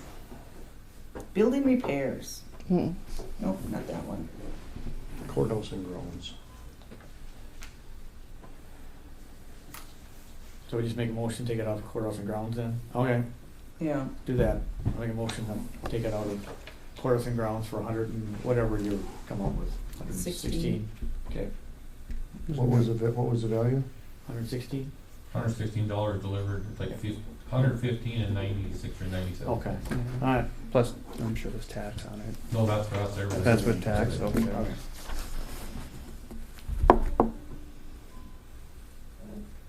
I'll second. What was the motion? What was it? To take the money, or approve it and take the money out of the courthouse, or was it grounds, or whatever you said? Okay, so Yeah, right. we need a motion Yeah. to allow the sheriff To to buy purchase. a coat rack, clothing rack, and the money will be taken out of the courthouse and grounds account. The dollar value is approximately $116. We have a motion by Tranby for that approval. Is there a second? I'll second that. Second by Averill.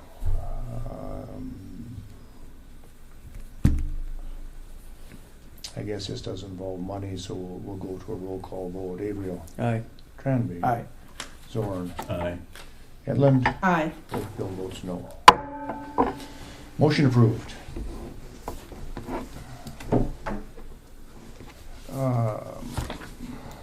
Bob, anything else? That's it. Okay. Griggs County audits, page 29.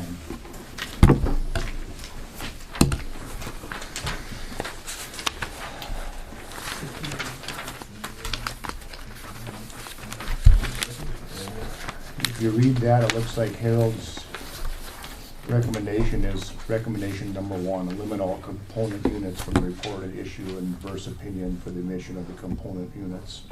And he attached a adverse opinion report for the state auditor, and that should allow him to move forward then.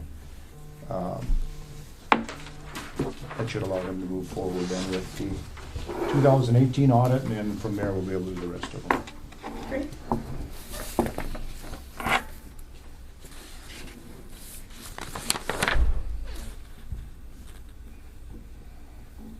Yeah. I don't think he needs a motion to do those things. I think he just needs to get them done, do them.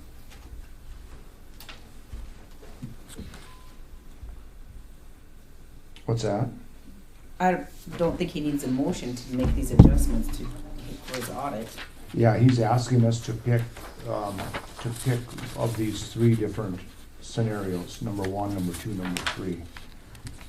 And so he needs us to approve one of those. I think we should approve, he says number 1 is the way to do it, so I think we should approve number 1 and then move forward.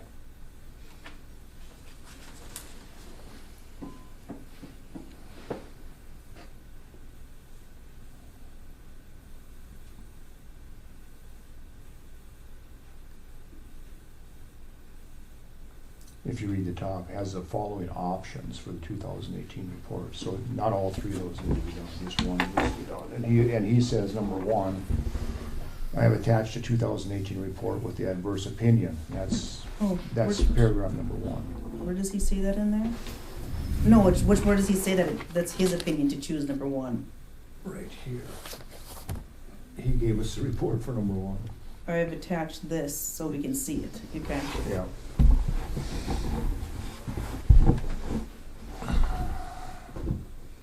See, he says number 2, I do not see a clear path forward addressing it with number 2, so he doesn't think it would go forward. And number 3, he said, I do not agree with this action, but it's not my place to make the decision. And that one would get it report to be accepted immediately. Because the auditors wanted to have the building authority, the loan of the courthouse on the financials. Right, but it's not a problem with loan. doing that, guys, is that the county can't own that. I know, that's why we never Contrary did. to state law, that's why the building authority was, That's was correct. created in the first place, so put on the financials, I don't know what happens, but the county is not supposed to own this building until it's paid for through the lease, so. Yeah. That was our biggest contention with the state auditor's office, is that we can't own that building, so I don't have an answer for you guys. Well, number 1, he thinks number 1 will work anyway. So that'll move us forward. Yeah, right for number 1.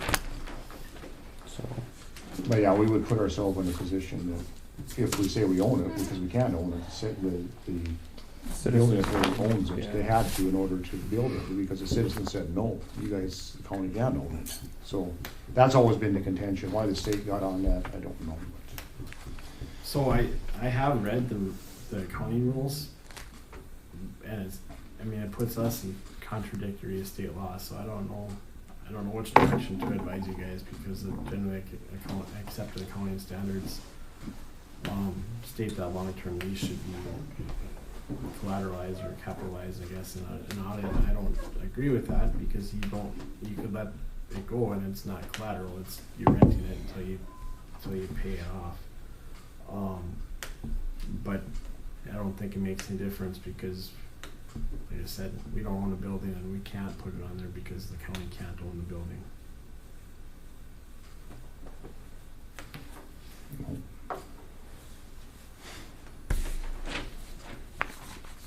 So now, is number one the best option then?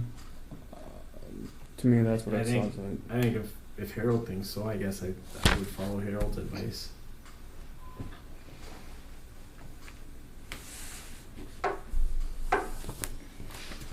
It's been the way it is right now since the building was built, because it just came up in 18 as a contention point when they're trying to get rid of Harold.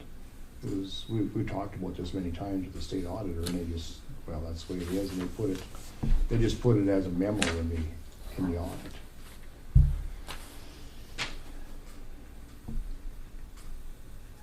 So what do you want to do? I'd say number one. I make a motion to do option one. We have a motion by Haverhill for Harold Rotunda to eliminate the component units from this 2018 audit report and issue an adverse opinion for the emission of the component units. Is there a second to that motion?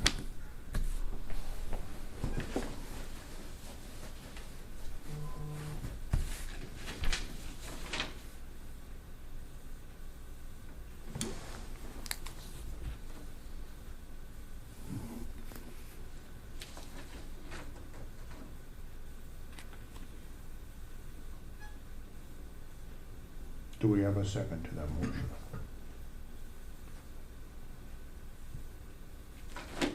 I'll second that. Second by Zorn. Any discussion on this process? One question.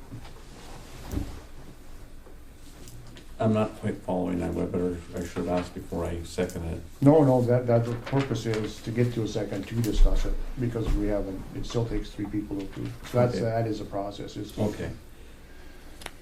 If we have not had it, it's done, it's been discussed many times, but it's been brought to Harold, and this is his best, his advice. I think this is what's holding up the completion of the audit. Yeah. So it's been a So we basically have to move forward. You have to do something to fix the audit for the auditors to approve it. Am I correct? I But believe the- so. But then we.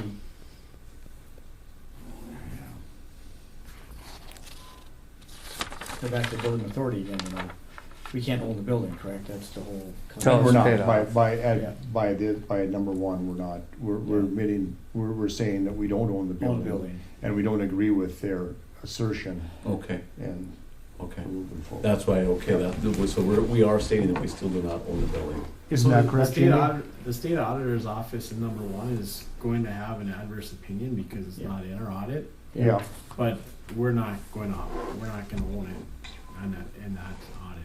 Okay. Number two, we're not gonna own it. Number three, we would own it. Yeah, I don't know.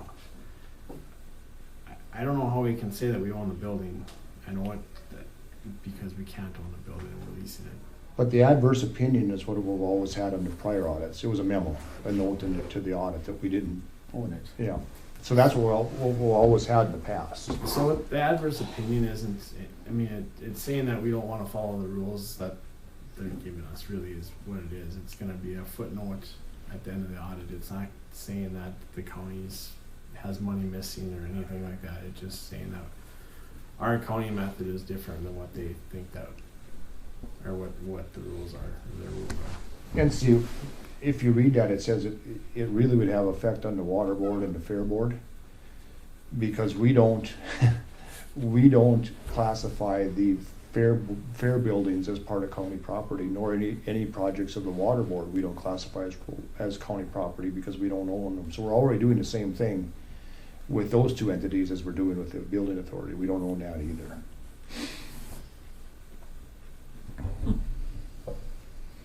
So, as far as I know, Jimmy, the fair board, the county fair buildings aren't part of county property.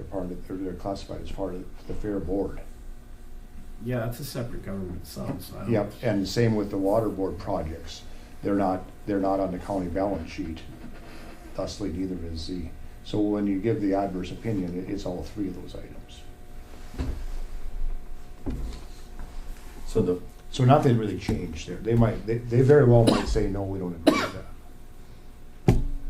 I was trying to look up when they sent us the reasoning, where they came up with the reasoning according to their accounting standards, why it should be on there. And I was trying to look it up for you guys right now. I guess I'm not quick enough to find it. It's in the general account. It was amended in 2018, I believe, the generally accounting principles. Right.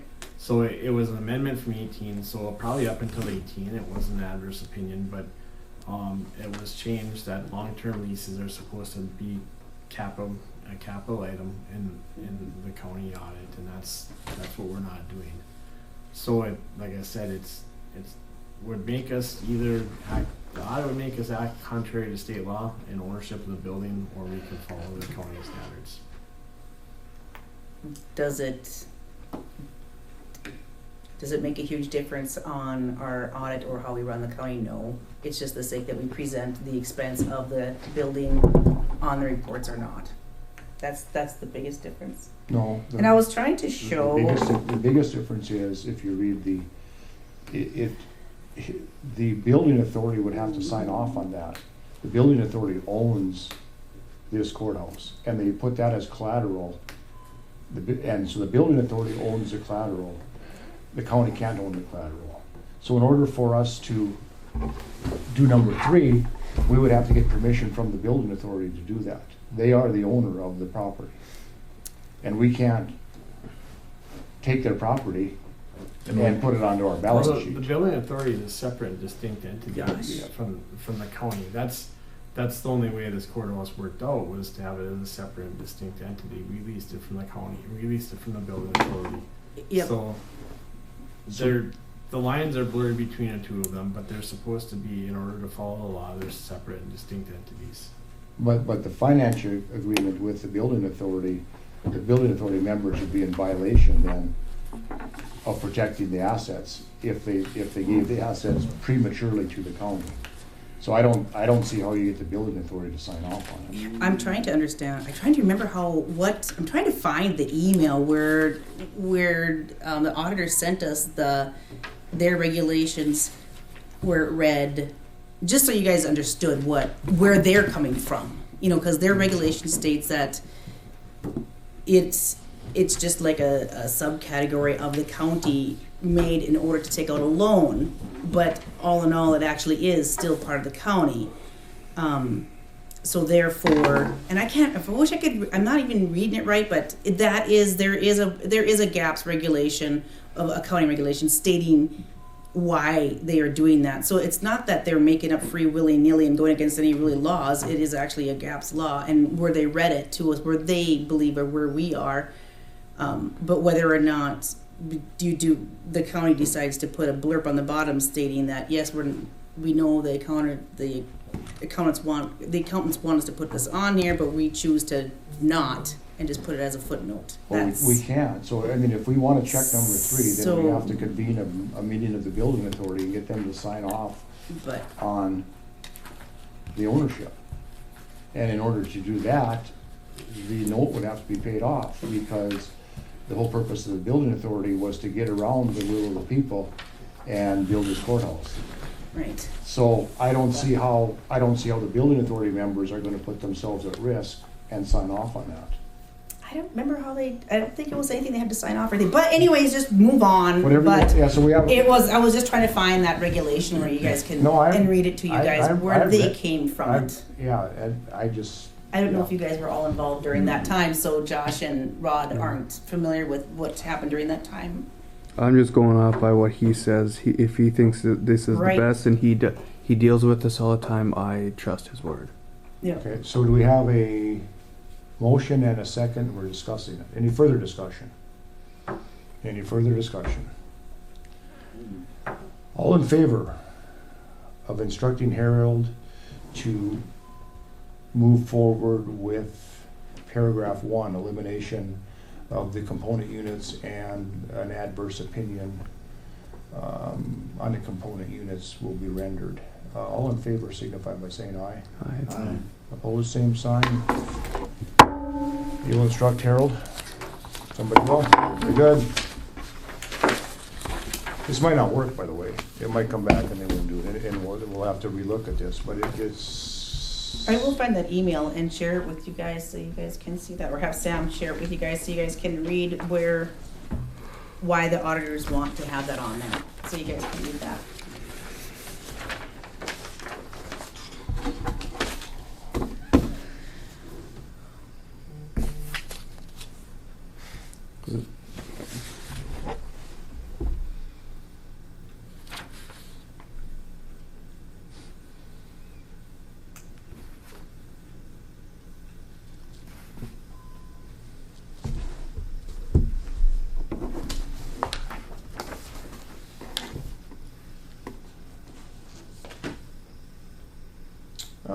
Commission meeting schedule.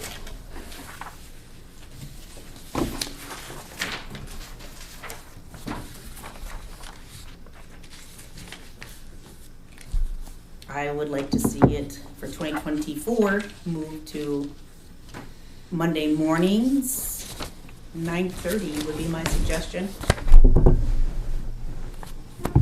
What would be easy for you? I know you're being gone. I know we've gone through this when I got on, you do too. I know there's been talk about why it is at 2:30. I'm not gonna disagree with those, but, a Monday morning would be a lot easier for me to attend. This time is hard to make it here, And it is from And you it's, also. that back on that a little bit, it's different. You can do everything by Zoom, but it's not the same as being here. it's not, I think John I agreed try with and that one, follow right, in John? and stuff, and I just feel that you do the best for the citizens by being here. Yeah, I personally think it should be Monday morning at 8 a.m.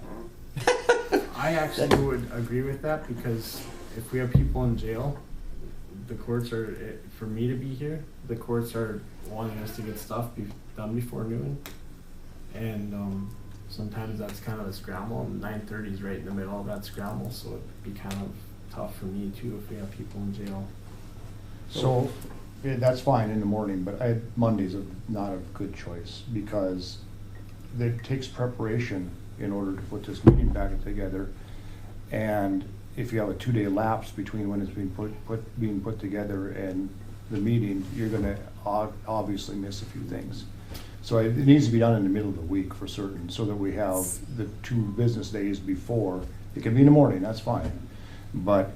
And then after the fact, of course, Friday's not a good day either, because then you can't carry out the results of the meeting afterwards. But to have it Monday, now the meeting packet has to be put together on Thursday, and there can be a lot of things that change between Thursday and Monday. Oh, Friday, yeah. I'm visiting with Sam. I visited with her the other day about this. I was like, hey, it's on here. What are your thoughts? I don't want to set it up herself up for failure either. And I mentioned 8 also, but she said Mondays is 8 is hard in case she needs to make any changes from bringing her kids to daycare and everything else and getting here. And if there is a change from Friday to Monday, she can make a quick change in the morning before, but most time the schedules are said and done by Friday. So she was okay with Monday, 9:30. But I'm okay with any time on Monday. Monday mornings. I agree. That's what I think. Best to get these guys here, you know, that's my opinion. And I agree with John where he's saying about the middle of the week, and for myself, and it's not about just me, but for me to be here from the weekend and leave late on Monday is easy. For me to get back home once I'm routed, it's hard. It's same thing for me too, because a lot of times like today, it's down in Jamestown, it's hard for me to either stop in the middle of a call or in the middle of winter to do all this, where I could do this right away Monday morning before my schedule's fully set, get it done, and I have more chance of being here. Yeah. Would 9 be okay? 8:30, 9? I would be okay with 8:30. I still think it should be 8. I think it should be right away in the morning, but if Sam needs that little bit of leeway, I'm willing to work with her on that. Yeah, 8:30 will work for me too. Oh, was that Jamie? 8:30 will work for Okay. me. It's just that 9:30 is about the time that the clerk of court starts looking for paperwork, and it's a scramble. Because sometimes we don't even have it yet from the sheriff's departments. Okay. I'll make a motion to have the meetings, 2024 commissioner meetings, Monday mornings at 8:30. I'll second that motion. So there'll probably have to be an exception for like the October 3rd meeting, I believe. I think some of those True, fall on yeah. dates were. Yeah, that's right. uh, It's gonna be at night. That one has to Well, be those at are- 4. After 4:30. Yeah, 4:30, that's true. You're And right. even if they're at like 6:30 at night, it's still easier for me to come to them. And I don't know about you, obviously, when you're on the route. You know, if there's a makes it couple I different. gotta do by phone, but The Mondays are just where you can make it a lot easier. yeah, I just tell them I'm not late until 10 o'clock or whatever. Yeah. You go through dispatch? Mhm. Okay. So I guess we don't even need a motion. We need to instruct Sam to put together a schedule, so 8:30 and the dates, maybe some of these dates don't work at 8:30.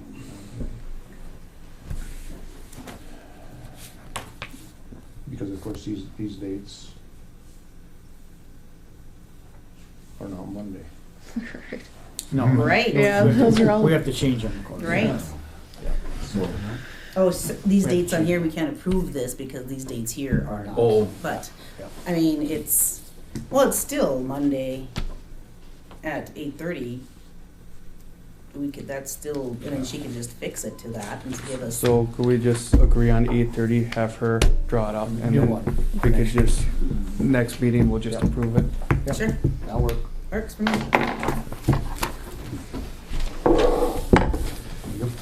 I amend my motion or recall these. take Should back we these just seven put it on motions. pause then? Can we put something like that on pause till further meeting, or do we just, since we made a motion, You we can just vote discuss on it it? and it fails, and then you just do it again.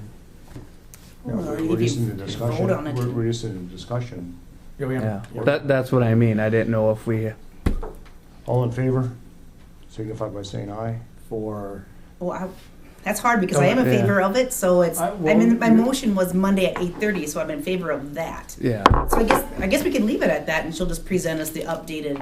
okay. I just Or just- didn't know we, or just- if, The or just agenda- let her, that motion die. The agenda, Okay. the agenda item is 2024 regular commission meeting schedule, and she presented it to us here. yeah. So we either approve that or not. And we're not gonna approve it, No. so then we have to vote no. Yep. So all in favor of approving this schedule, signify by saying aye. Disapprove, signify by saying aye. Aye. Schedule not approved, and we have a recommendation by Stephanie to drop a new schedule using an 8:30 a.m. Monday morning meeting date, correct? Yes.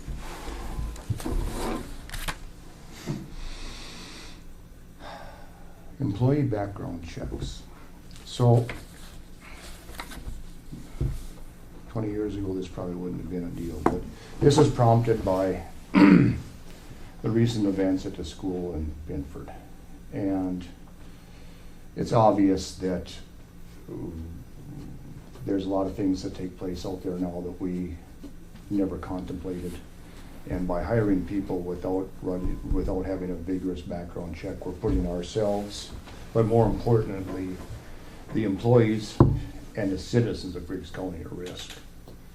So we need to put forward a pretty stringent background check. We need to put forward some guidelines on what we're willing to accept and what we aren't. We need to have a committee. First of all, the department head can recommend somebody, but then it has to follow the sheriff, the state's attorney, in order to follow through and see whether or not they meet the guidelines of what we put forward, and then the commission needs to approve that employee. So typically what happens, and I probably should Yep. cut you off, typically what happens if the position is offered to someone, the typical thing is to do a background check on a person. The offer is contingent on a background check. I have, and I sent it to Sam, and I didn't realize that she wasn't gonna be here today, so I have a sample background check, or background check and reference check policy to put in the manual, and that was sent to her last night. Yeah, so I think we just have to have a policy of background checks offer the position. If the position is offered to someone, they have to have a background check on them. Everybody, law enforcement already has a background check. I think the state employees on social services already have a background check, and I do background checks on people who work for me, but I don't know if anybody else does, and I thought that was commonplace that it was done. However, I think it's something that we need to have in our employee manual. I think it's the right thing to do because we're dealing with people or confidential information of individuals within the county, and we're being paid by the taxpayers. Additionally, John also talked about a computer usage policy. Now, Travis is here, and I didn't get a chance to speak with him. I don't know if he has some. I took one from a different county, but I don't know if Travis would have one that they use or the industry uses. But it's something I can talk to Travis about. But a couple of different things based on what's been going on in the communities, I guess. I know that I've spoken with a couple of the school board members from Mid-Quota, and they've had some awfully upset people with them, So if something similar would happen on the county, this board here is gonna be the one that's scrutinized. So because of that, we need to be the ones, if we're gonna bear the brunt of the responsibility, then we need to have a say in what took place, and we need to have guidelines. So if we run a background check, what's allowable? Yeah, that's my Right, question. and that's You're talking criminal background, is that what you're looking at, Jamie? yeah, and that's something I haven't had a chance to research or speak with anybody about. I don't know what you guys want to do for cutoff. So That's sorry, go ahead. Go ahead. No, I'm done. And then Parkview does a background check on everybody. We do a 5-year background check. And in here, in our policy, it states that if the individual has been convicted of abuse, neglect, mistreatment of individuals, and or theft of property, and the applicant will not be employed and or will be terminated from employment. Mm-hmm. So that's our criteria, is if you do a background check and see any of those things, you will not be hired. You can't work for me. Yeah, we need to have something in the policy that is concrete. So here's what happened, no exceptions made. Correct? Yep. And if somebody comes to me and states, I've had employees come to me and said, well, this happened to me 7 years ago, I got whatever, and I said, but it's not my 5-year look back. So it's clear of it. So even if 10 years ago they did something and it was on their record, that's not of our concern. And I also think, in addition to that, we need to look at firms to do this. The sheriff's department can't go into NCEIC and go do that. We need to look into a firm to do that. It's $45, $50 or $100 to do it. Yep. Also, if we want to look into someone's credit, if they're handling money, that's probably not a bad thing to look into someone's credit. But then you're kind of that's a fine line, Yeah. isn't It it? is. Looking at It's a somebody's fine- credit it is. score, because I Yeah. think we're employing you, not yeah. managing Right. your funds. Well, but Yeah. what happens if you have someone that's handling money that has a Yeah, money problem. issue? It'll show in their background check if they've had any things. I don't know. That's a tough one. Yeah, it is. How Oh, about Well, like, that's something for you guys to think about. like even now when we're hiring sheriffs, I mean, are we gonna do background checks So- on them? They already do. So They do. to be a licensed peace officer in the state of North Dakota, you subject to a FBI background check and a post-board background check. The sheriff's deputies or sheriff, if they're post-certified, they've been subjected to a background check, and if they have any violations of the law, they have to go in front of the post board. So, I still think any deputy that is hired, I think that they should go through background check, just to be fair across the board. But they are licensed peace officers, so they have gone through a background check in order to be a licensed peace officer. You can't be someone that's... How often do they go through their background check, though? That's the question. Well, they have to report everything. Okay. They're required to report everything to post. Just like if I were to go and commit a crime, I have to report everything to the bar. I Okay. can be disciplined as they can be disciplined as well. Okay. Or lose a post license. So I think they have a requirement to report right away. Okay. And Bob would be better to answer that question, but I don't think they get too long of a leash. Okay. That's the only reason why, because And usually, actually, if someone's arrested for someone, usually the arresting agency reports it to the post board. I don't even think it's a Okay. self-reporting situation. You know, 'cause that, you know, this is off topic, but that Mo Gibbs, you know, down the valley, you know, how did, you know, they found priors on him. Sometimes some people fall through the cracks. I mean, that's. You know, you know. But yeah, I think that's something that we need to look at and be concerned about. And in the second part of that, we need to completely deny any access to social media on county computers.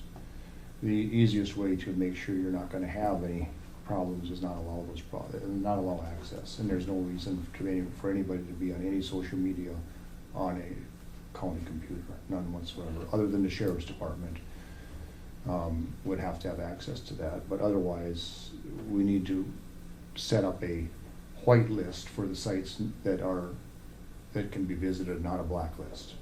So the department heads need to bring us a list of what sites can be visited, and then those who can be visited, anything else will not be allowed. Because there's just too much exposure out here.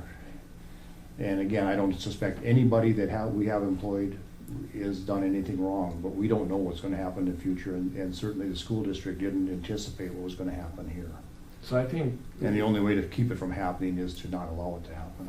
So I think with the access to the internet, I think Travis is the guy to talk to on that. Yeah. I don't know, my office uses Facebook. We don't use it to go peruse and look for people, but we do post things to Facebook for emergency management. We inform people about the weather on that. And I think, I don't know, other offices have it. If that's how we advertise for employees, I would guess some other office has it too, but I'm not 100% sure. I think the sheriff's office also has a Facebook page. But I think that's based on what's happened. I think that there's changes that need to be made. Yeah. And again, whether we were responsible or whoever's responsible when something like that happens, it's gonna be us that bear the questions of it. So if we're gonna have to answer the questions, we better take control of it so we can answer those questions.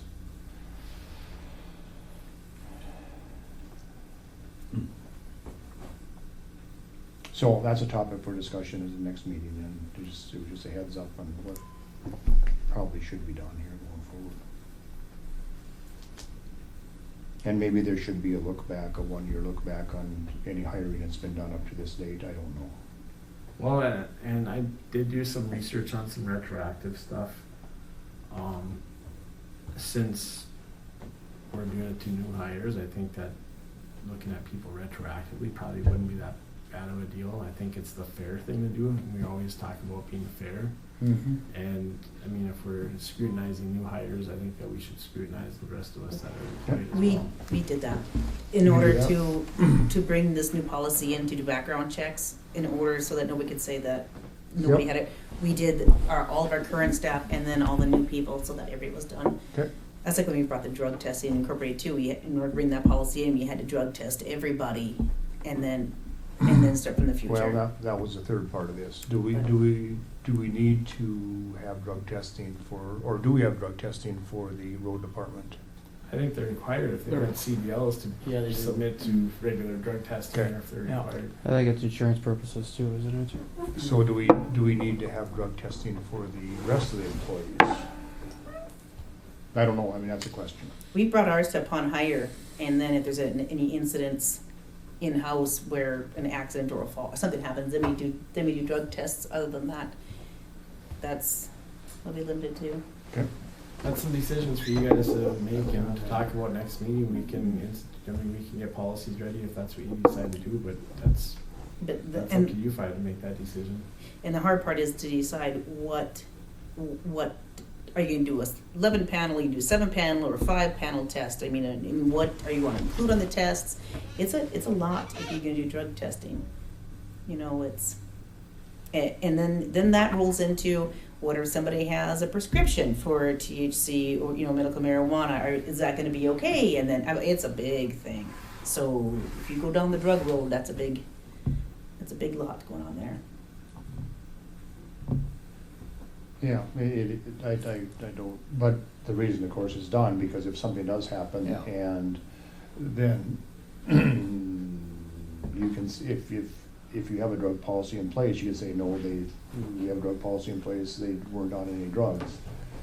Something happens, and they say, well, I was loaded, I didn't know what I was doing, and then it goes, well, why did you allow him or her to be employed? And Right. I'd say some it's a basics. litigious environment we live in, and I drive school bus, you know, and Yep. we get it's randomized. yeah. You know, what they do, so they just, last year I got picked, this year I had been picked. Yeah. So we have the same thing with because of the federal contracts and all the Yep. pilots and the ground crew, same thing. Well, So anyway, that's something to think everything's good about. until it's not good. Yeah. What's that? I said everything's good, and no one worries about any of this stuff until it's not good, until something happens. So. Mhm. Yeah, and then it's always, why not? Why didn't you have something in place? And, Right. and then the answer is, what's the answer? I don't know. Right. I mean, that's, I'm sure that's what the school board is going through. Well, how did this happen? Well, we never thought it would happen, and well, we live in a different time. Right. So anyway, I'd appreciate if you guys would bring forward some suggestions for that. You're probably best to do that. You probably have, Stephanie, you probably have more expertise in hiring employees than the rest of us do here. So whatever policies we put in place, it needs to make sure that they're attainable and not overly restrictive, and have a definite response. If they flunk the drug test, what happens? I don't know. Legally, for us, legally, if somebody fails a drug test the first time, we have to send them off to treatment. So we have to go through our EAP program, and they have to make phone calls, go through treatment. We cannot fire them. How many of them just quit because of it, though? And then, I put a couple through treatment. I don't want So- to.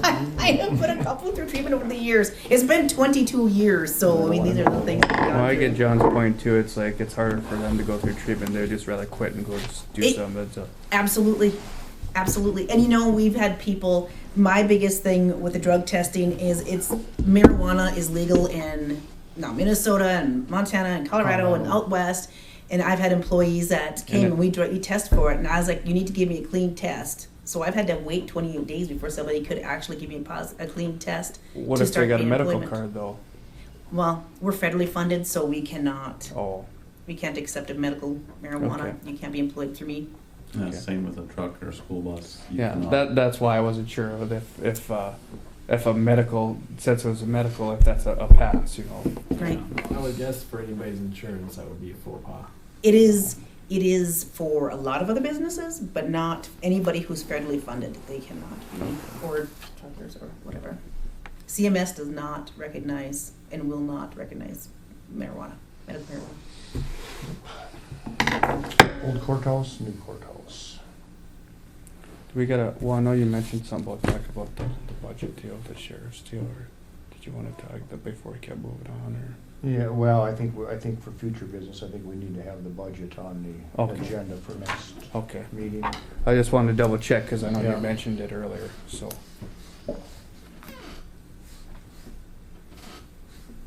20, yeah, we're gonna have another meet, well, we normally have a meeting right before the end of the year. Year two, yeah, so 2 more meetings, usually. Yeah, special meeting. So I towards mean, the end of approve the bills, yeah. What's the next meeting? 21st. 21st. Then do you usually have on like the 28th or 29th? Yeah. Yeah, right at the last minute. Anything on old courthouse, new courthouse? I don't have anything. Nothing. Future business, Put that on there, the sheriff's deal. budget. The tax director contract.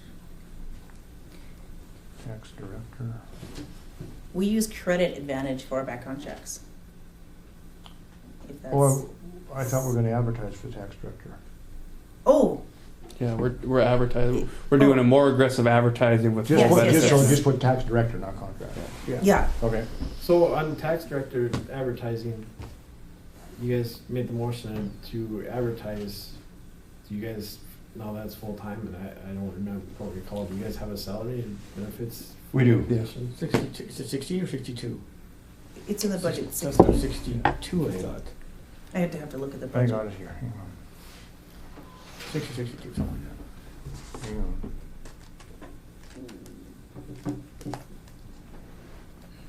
It's actually me. Pretty sure.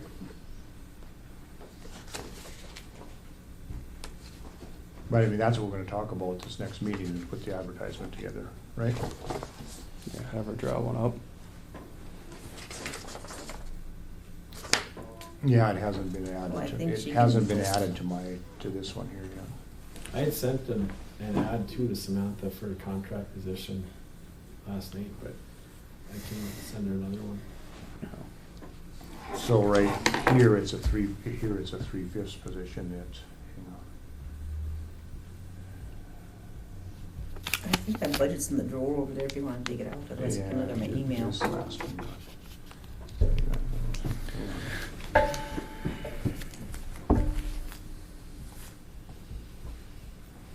$65,000.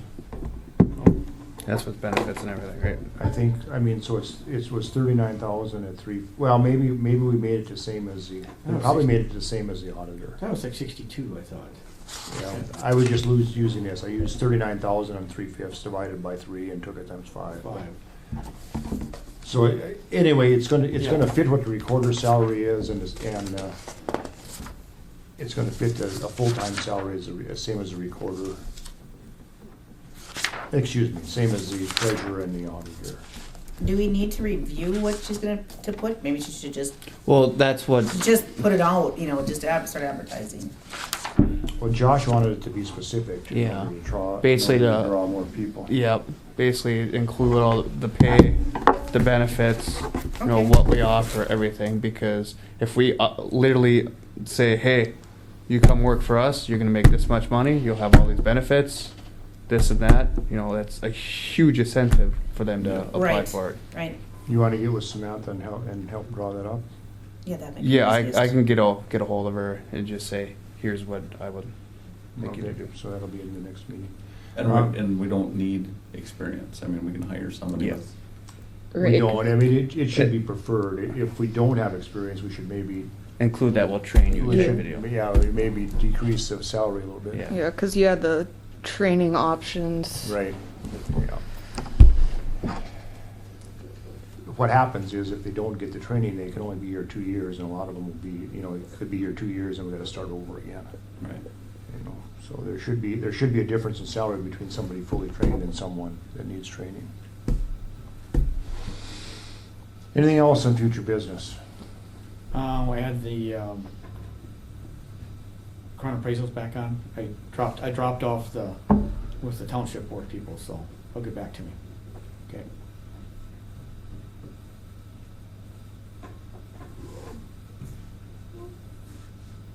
All right. That's all I got. And then I'll make a motion to adjourn, I guess. Motion by Cranley to adjourn. Is there a second for that motion? Second by Averill. All in favor signify by saying aye. Aye.